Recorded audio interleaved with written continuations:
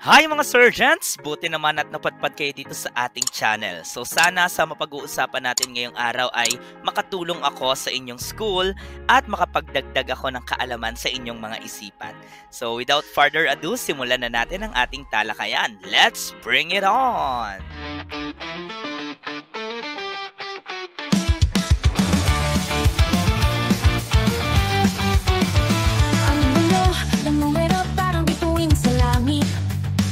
Nagkikislapan at may sariling awit. Mga simbolo, mga bilang, mga hugis na makulay. Sa dulo ng kwento, mahika ang taglay.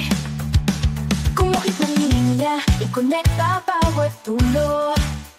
Ang bawat numero, may lihim na kwento.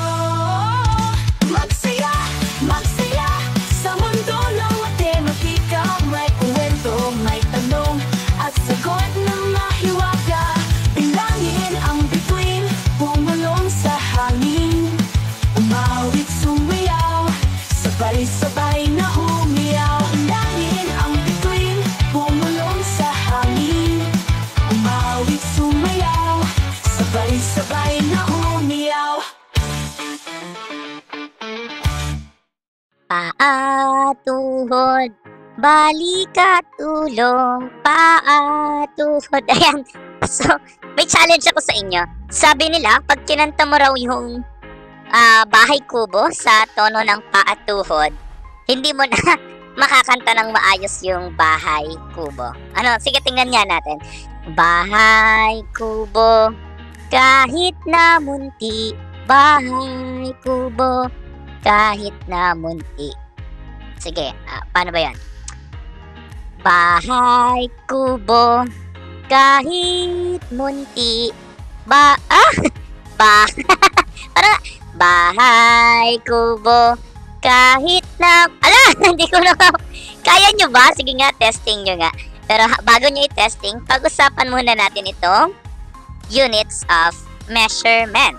Ayan. So, nandyan yung non-standard unit, yung ating metric system, at yung ating English system.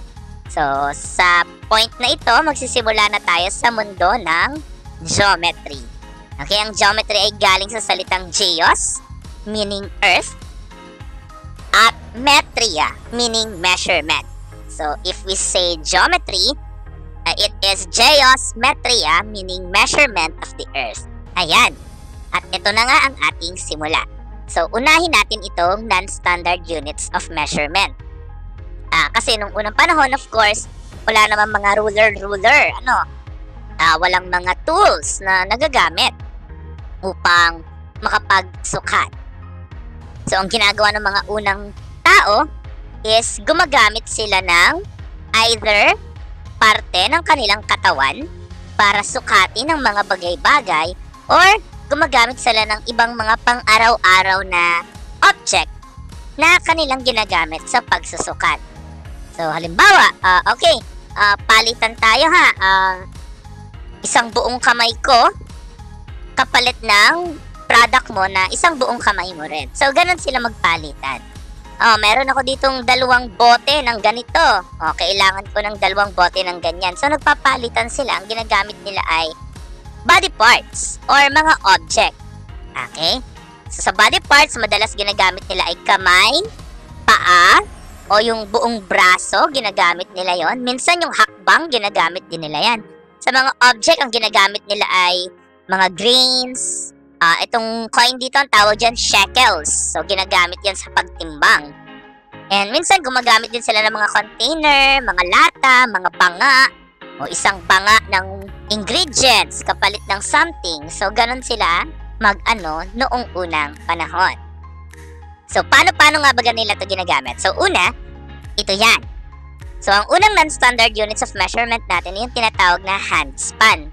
Pag sinabi nating handspan, ayan yung sukat mula sa dulo ng thumb hanggang sa dulo ng pinky pagka fully extended yung kamay. So, sinusukat nila kung gaano kahaba ng isang bagay gamit ang handspan. And minsan, ginagamit din nila yung foot span. Okay, so gamit naman ng paa. Mula dulo ng daliri hanggang dulo ng heel. So, ayan, from heel to toe. Yun naman yung foot span. Minsan, pagka medyo malaki yung bagay, ang ginagamit nilang panukat ay yung tinatawag na cubit. Pag sinabi natin cubit, yun naman yung sukat mula sa dulo ng siko hanggang sa dulo ng daliri ng kamay. Yun. And of course, minsan, ginagamit din nila yung footstep or hakbang. So, ang sukat ang hakbang ay mula sa heel hanggang sa other heel ng iyong footprints. Okay? So, isang hakbang ang tawag doon. And pagka medyo malaki ang susukatin, gumagamit sila ng tinatawag na fathom. Ayan. So, si Kuya Serge ang ginamit nating model dito sa fathom. Gusto ko sana sarili ko yung gagamitin ko. Kaso, ang liit kasi ng aking kamay. Hoy, mag-check na maliit ang kamay ko. Ikikik ko. Block kayo sa akin. Bahala kayo dyan. Ayan. So, siya na lang para mas makatotohanan at mas mahaba. Eh, di siya na yung mahaba ang braso. Okay, so pag sinabi natin fathom, fully extended arms mula sa dulo ng daliri hanggang kabilang dulo ng daliri. Yan yung fathom. So, yun yung mga non-standard units of measurement. And sometimes, gumagamit sila ng timbangan, yung weighing scale, and gumagamit sila ng iba-ibang bagay para timbangin ang mga bagay. Halimbawa, yung silver. So, gumagamit sila ng shekels para timbangin kung ilang shekel ang katumbas na bigat ng isang bagay. So, sa capacity, gumagamit naman sila ng mga container. Halimbawa, jar.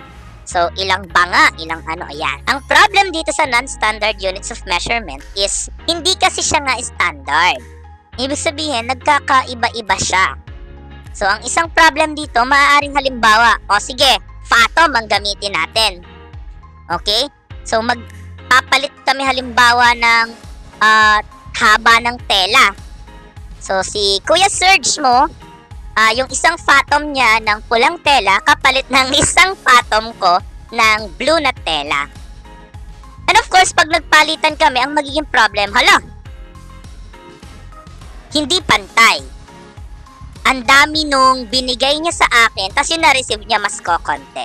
Kasi, itong non-standard units of measurement, nakabase kasi ito sa body size ng tao na nagkakaiba-iba. And sometimes nakabase ito sa mga materials sa paligid na nagkakaiba-iba din. Halimbawa, yung jar na ginamit ko pagsukat, mas malaki compared sa jar niya. Iyan, yun yung problem. Ngayon, sa ating local part dito sa Pilipinas is may mga non-standard units of measurement din tayong ginagamit. So, ang non-standard unit kasi minsan depende sa locality kung ano yung napagkasundoan ng mga tao. Ayan. Sa Pilipinas, may tinatawag tayo. Una, yung tinatawag nating dangkal. Ayan, very common ito lalo na noon.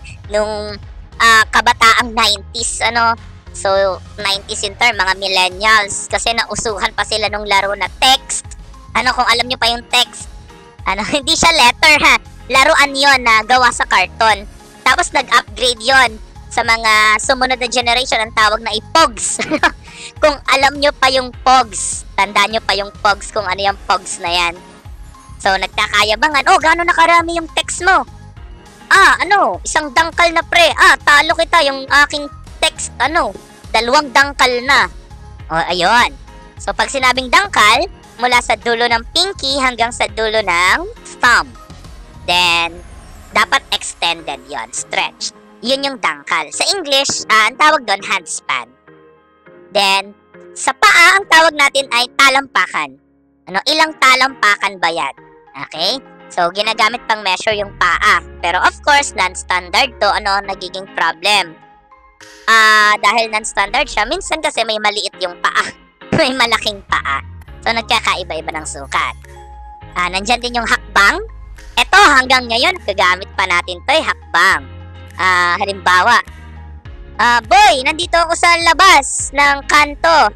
Ilang hakbang ba para makarating ako dyan sa bahay nyo? Malapit ka na pre, malapit ka na. Mga 10,007,000 na steps na lang. Ayan. So, ganon, nagigamit natin yung hakbang. Ilang hakbang papunta sa ganito, ganyan. So, ito, common pa itong ginagamit ngayon. And, of course, yung tinatawag nating dipa. So, kung familiar kayo sa dipa, ayan yung ine-extend yung arm. Ilang dipa? Ano? So, minsan sa mga mape, sa ating PE, sinasabi, dumipa tayo. Dipa. Ang ibig sabihin kasi ng dipa, extended yung arm. So, ito yung mga ginagamit nating measurement sa pagsukat ng haba. Ayan, at may iba pa tayong mga non-standard units of measurement dito sa Pilipinas. Ito, sigurado ako. Alam nyo to. Yung sinasabing kaban. Okay? So, nakikinig natin yan lalo na sa mga bigasan. Pag sinabi kasi nating kaban, ito yung non-standard unit of measurement na ginagamit sa mga dry grains. Especially, ayan nga, sa barley, ginagamit sa bigas, kaban. So, kabang-kabang bigas. Ano, halimbawa, bumili tayo sa tindahan, isang kaban, meaning kasi nun, isang sako. Okay? And ang common na isang sako is approximately equal to 50 kilos. Ngayon, ginawa itong standardized actually sa mga tindahan. Ang isang kaban, pag sinabi natin isang kaban, 50 kilos na siya. Sakto. Pero nung unang panahon, pag sinabing kaban, isang sako yon. Wala siyang standard kung gaano ba talaga kabigat. Basta yung isang sako, pupunuin mo ng bigas. Ayan, at may mas maliit tayo dito, yung tinatawag nating gatang. O sa ibang probinsya, ang tawag nila ay ganta. Okay? So, ito, madalas na natin ito naririnig pag nagluluto tayo ng bigas. Ano? Pag nagsasaing. Nay! Ilang gatang ang isasaing? Ayan. So, gatang. So, pag sinabing gatang ay scoop or cup. Okay? So, ngayon, syempre, nagkakaiba-iba to. Noon, na panahon ng tatay ko, ano ang uso na panggatang is lata. Naabutan ko pa to lata ang ginagamit. Na yung lata ng gatas, yung malaking lata ng evap, yun yung ginagamit panggatang. Ngayon ay medyo social-social na. Ang ginagamit na panggatang ng bigas ay yung plastic cup na talaga. Ano? So, doon pa lang, panggatang namin ay lata ng evap na malaki. What if sa ibang bahay ay lata lang ng reno? Ayan. Kung alam niyo yung reno, yung liver spread, yung palaman. So, ang liit nun. So, ibig sabihin, pag sinabi kong isang gatang, sa aming bahay, nagkakaintindihan kami, ganito karami yon. Pero sa kanila, sinabi nilang isang gatang, nagkakaintindihan sila, ganun karami yon. Tapos, pag kinumpare namin yung aming panggatang, magkaiba ng measurement. So, ayan, non-standard kasi siya. So, wala siya talagang specific na measurement. And, meron din tayong tinatawag na tabo. Madalas naman ang tabo ay ginagamit sa mga liquid. Ano? So, banga. Ayan.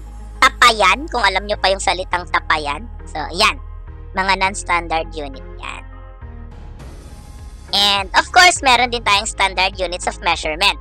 So, bakit nabuo ang standard units of measurement? Kasi ganito nga yun. Noong una nga ay nagkakaroon ng problem. Kasi hindi talaga pare-parehas yung bigat. Okay? Saka hindi rin pare-parehas yung timbang. Hindi rin pare-parehas yung laki, yung haba. Kasi nga, hindi siya standard. Nagkakaiba-iba siya. So, isang dangkal ng pogs. Malaki yung kamay ko. Malaki yung kamay ko. So, ang dami nun. Pagdating sa kalaban ko na maliliit yung kamay, yes, maliliit ang kamay nila. Ako yung malaki. Wala kayong magagawa. So, yung isang dangkal ko ay mga 1.5 nila. So, pagka nagpalitan kami, ay medyo lugi ako kasi yung matatanggap ko mas kokonti. So, yon. Dahil doon, dinevise ang standard units of measurement. So, ito na nga yung nangyari. Nagkaroon ng English system or imperial system. Yan yung tinatawag natin na inch, pound, cup, teaspoon, gallons. Yan, English system yon. At yung ating metric system or the International System of Units, also known as the SI units. So, ito naman yung familiar tayo, yung ating meter, gram, at saka liter. So, ano naman, chika? Ano nang story about this unit of measurement? Paano baga nangyari ito? So, ayun nga, nung unang panahon, nagkaiba-iba. So, nagdidesisyon na sila ay para maging okay, maging patas sa lahat, ganito ang gawin natin. So, pumasok yung English system. So, paano siya nangyari? So, ganito ang gawin natin. Imbis na kamay mo, kamay niya, kamay nila, kamay nung chismosan yung kapitbahay, ang iba-ibang mga panukat na ginagamit, ngayon, idinedeclare ko na kamay ko ang magiging basihan. Ayun, ganon. Ibig sabihin, halimbawa, ang isang dangkal ko, ayon ang magiging basihan ng unit na isang dangkal. So, mamaya mas mapapaliwanag natin yan. Di ayun na nga, nagkaigin na sila. Oh, okay. So, it's either gumamit siya ng parte ng katawan ng isang tao na yun na yung basihan ng lahat or ng object sa paligid. Tapos, yun yung naging basihan ng lahat. So, hindi na sila iba-iba. So, upon the arrival of the English system, nagkaroon na ng standard unit. Pare-parehas na sila. Ngayon, ang problem with the standard unit na English system is kasi mahirap siya gamitin, lalo na i-convert. So, halimbawa, ang 1 inch katumbas ng 3 grains. Ang 1 foot katumbas ng 12 na inches. Ang 1 yard katumbas ng 3 feet. So, yung conversion niya is iba-iba. So, nag-times 3 para ma-convert lang. Nag-times 12. Tapos meron pang isa pang times 3. Tapos meron pa nga dyang times 2,000. So, medyo magulo. Ngayon ay dahil medyo complex ang English system, dumating yung metric system. Sabi nila, o sige, ganito ang gawin natin. Na-resolve na natin yung problem natin sa non-standard, nakagawa na tayo ng standard. I-improve na lang natin tong standard. Ang gagawin natin, imbes na body parts or object-based ang ating measurement, maggagawa tayo ng mas logical. So, meron sila, ito, 1 meter, ito. Ayan. So, yun yung naging standard ng 1 meter. Ang 10 nito, 1 decameter. Ang 10 ng 1 decameter, 1 hectometer. Ang 10 ng 1 hectometer ay 1 kilometer. Ayan. So, gumagamit lang sila ng prefixes para makita yung paglaki ng measurement. At sa pag-usbong ng metric system, mas naging madali ang pagme-measure. Although, ngayon sa modern world, nagagamit natin itong tatlong ito. So, yung non-standard unit, more on pagka hindi formal yung setup, tas tayo-tayo lang, magkakaibigan yung nag-uusap, imbes na sukatin mo talaga, ay non-standard yung ginagamit natin. Ang English system, madalas natin to nagagamit sa swimming pool. Makikita nyo yan. So, 5 feet. Ibig sabihin ay yung lalim ng pool ay 5 feet, di ba? Tapos nagagamit din natin yan sa iba-ibang mga bagay. So, halimbawa sa height.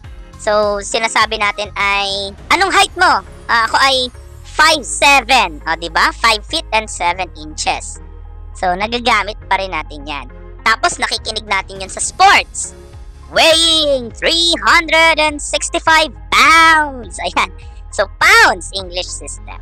Pero yung metric system, ito yung mas madalas at mas common na ginagamit, especially dito sa Pilipinas. Sa buong mundo actually, yung metric system din ang pinaka-common na ginagamit compared sa English system. So let's discuss more about the English system. So ang English system, tinawag din siyang imperial system. Ngayon, ginagamit natin yung term na English system at imperial system interchangeably. Pero actually, in a deeper sense, may pagkakaiba yan. Kasi yung English system ay, ito yung system na ginamit sa US. Then, imperial system is yung system na ginamit sa UK. Yan, sa Great Britain. So, magkaiba siya ng origin, pero almost the same naman yung ginagamit nila. And sa imperial system, may mga nadagdag na kaunti lang na units of measurement compared sa English. Pero nonetheless, minor naman yon. Kaya pwede na natin silang pag-isahin.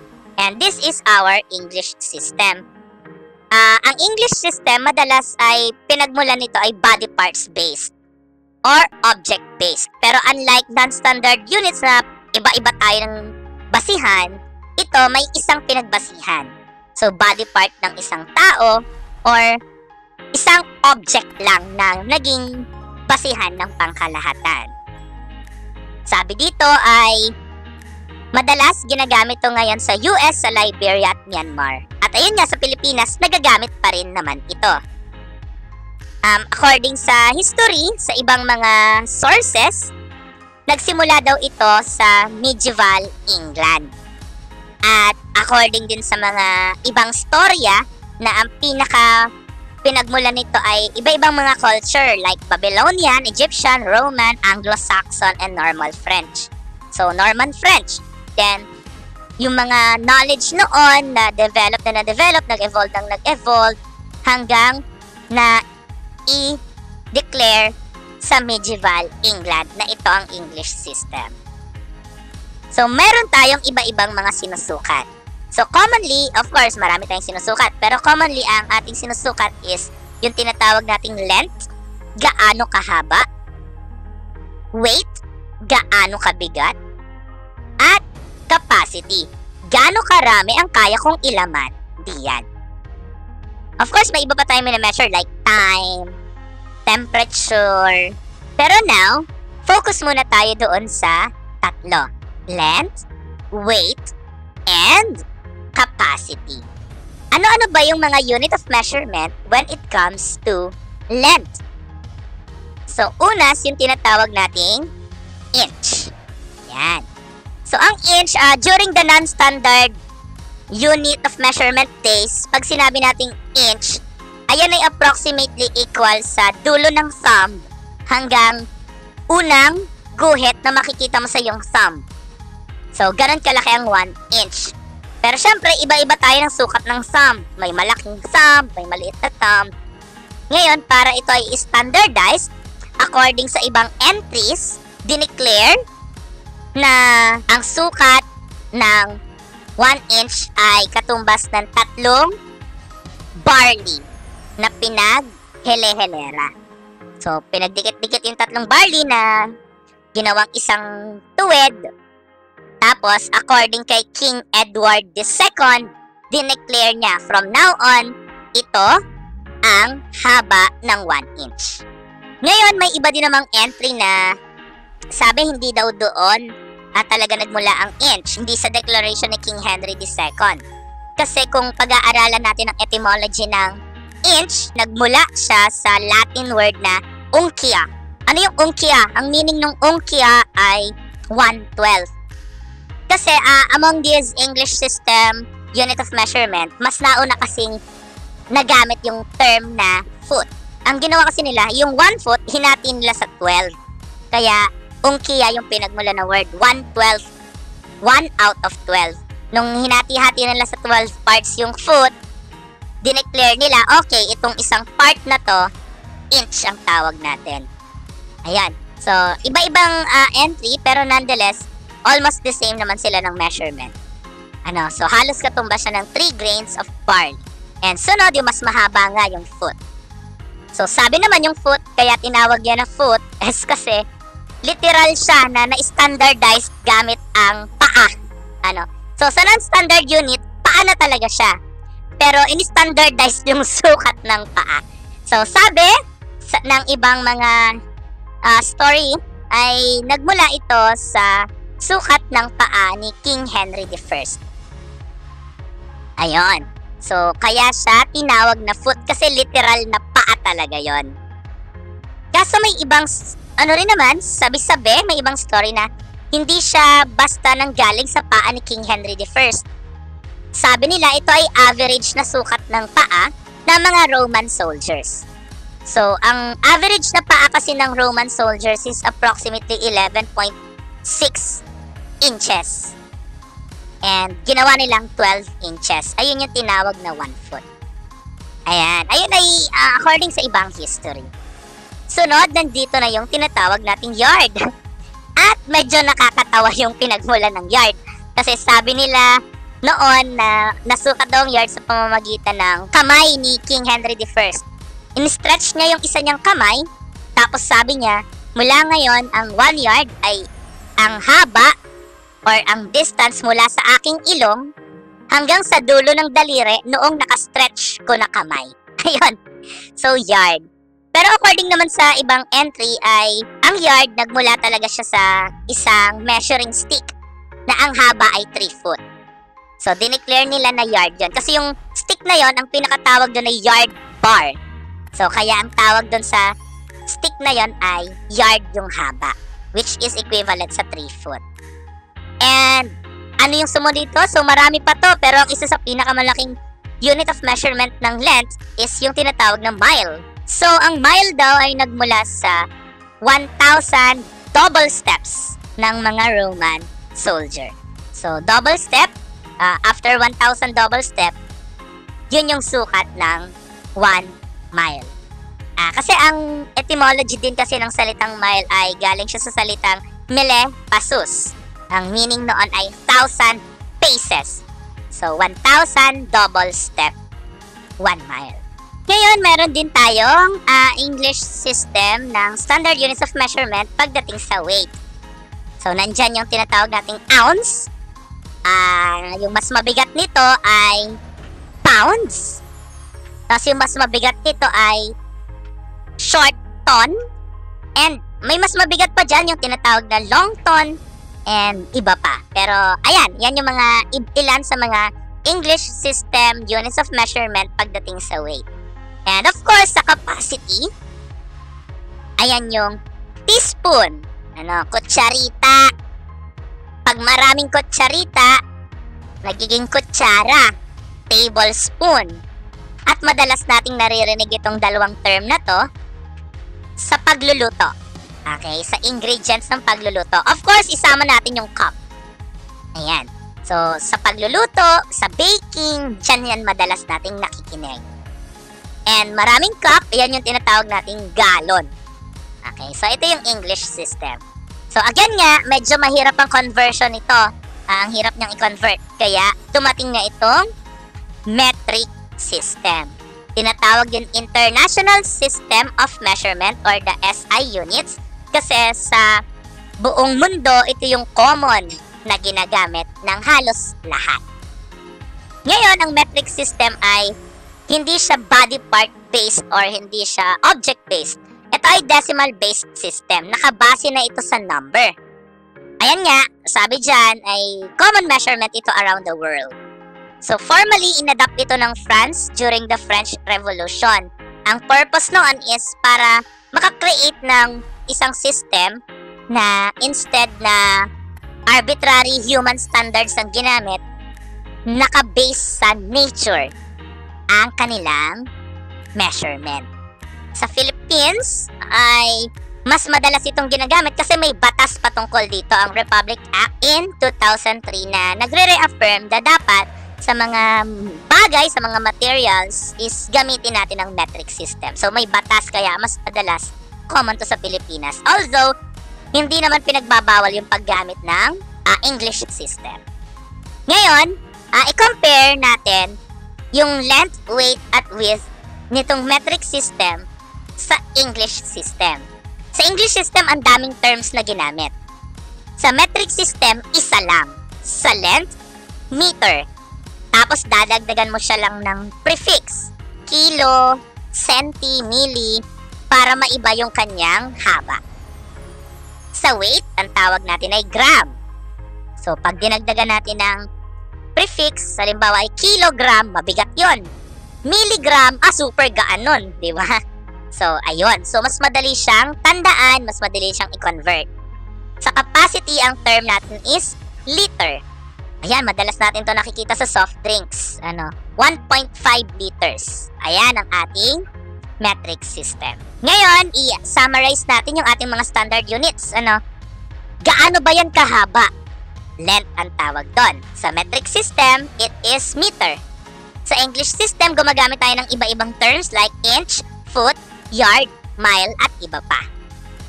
Gaano ba yan kabigat? So that is weight. Sa metric, ang ginagamit nating unit ay gram. Sa English, ang ginagamit nating units ay ounce, pound, short ton, at iba pa. Gaano karami ang kayang ilaman niyan? So, sa metric system, ang tawag natin doon ay liter, ang unit niya. Sa English system naman, nandyan yung teaspoon, cup, pint, gallon, quarts, tablespoon, at iba pa. So, yun yung ating mga standard units of measurement. And if we're going to compare these three, ano ba yung mga pros and cons nila? Of course, yung non-standard, very simple and relatable yan. So, napakadali. Kayang-kaya nating magbigay agad ng sukat. Kaya nating isipin agad. O, gaano ba yung kalayo? Ay, mga ano lang pre.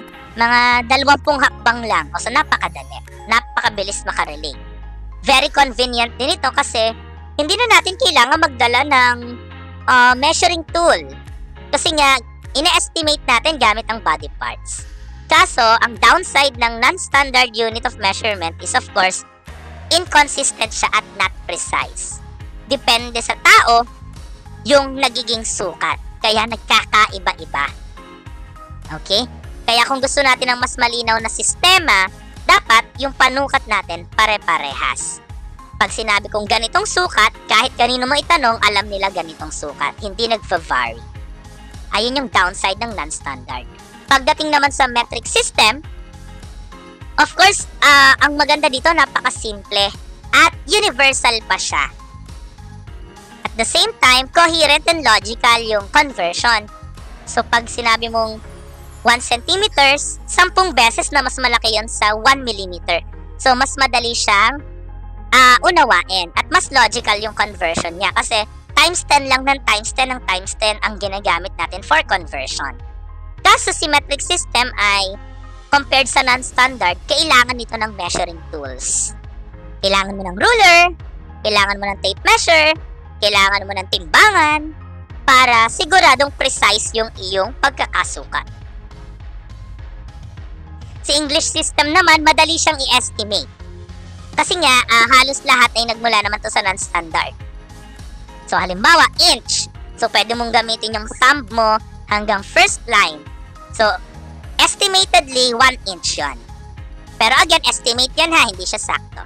So, madaling i-estimate ang English system at mas madaling i-visualize compared sa metric system. Kaso, ang hirap sa English system, ang hirap niya i-convert. Iba-iba yung kanyang multiplier.